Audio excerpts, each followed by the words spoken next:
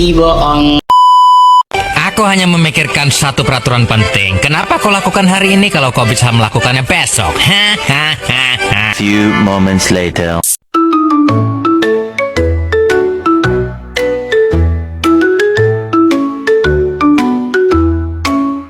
Sidang pertama BPUPKI tanggal 29 Mei sampai 1 Juni 1945, di mana tokoh-tokohnya seperti Muhammad Yamin, Supomo, dan Insinyur Soekarno.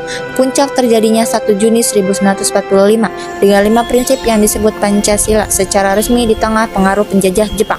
Piagam Jakarta. Naskah sejarah dirumuskan pada tanggal 22 Juni 1945 oleh Panitia 9. Pada tanggal 18 Agustus diresmikan sila pertama menjadi ketuhanan yang Maha Esa.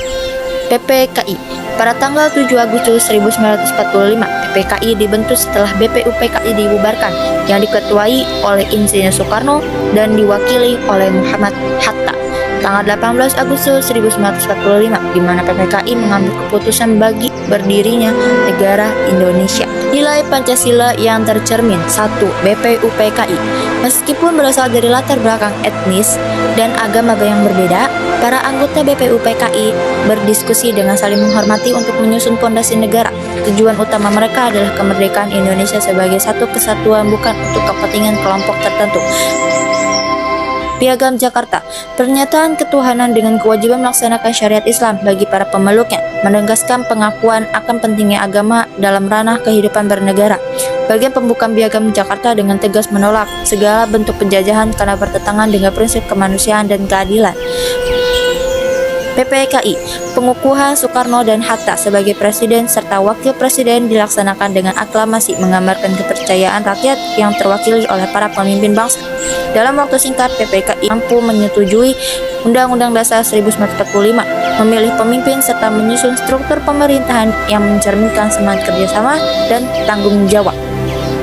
Refleksi pribadi dan relevan bagi generasi muda. 1. BPUPKI mengajarkan kita untuk memiliki cita-cita yang besar. Para pendiri negara mulai merancang bangsa meskipun masih hidup di bawah tekanan penjajahan.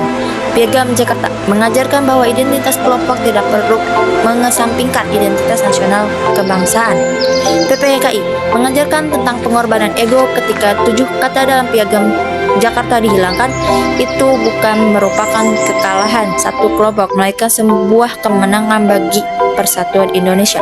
Dalam BPUPKI, generasi muda harus meneladani sikap ini agar bisa mengatasi perbedaan pendapat di dunia maya tanpa menjerumus dalam budaya pembatalan atau perdebatan yang sia-sia. Acara PPKI saat ini, generasi muda perlu memahami bahwa untuk mempertahankan persatuan seringkali dibutuhkan jiwa yang besar untuk menyampingkan kepentingan pribadi dalam tujuan yang besar. Cinta terhadap tanah air bukan sekedar ungkapan, tetapi berupa tindakan nyata seperti yang diperlihatkan oleh PPKI yang segera bertindak untuk menyetujui struktur pemerintahan sehari setelah proklamasi. Bagi generasi muda, ini berarti memberikan kontribusi melalui karya, prestasi, dan menjaga reputasi bangsa di tingkat internasional.